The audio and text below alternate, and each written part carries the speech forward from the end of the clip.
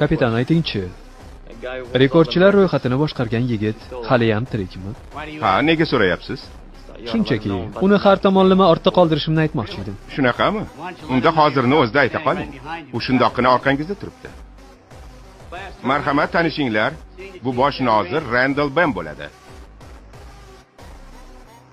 Sen nega bu yerdasan? Sizning yuksak umidlaringizni oqlamoqchiman.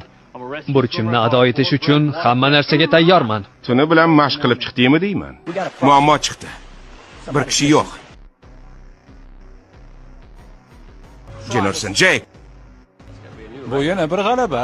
Yashasin.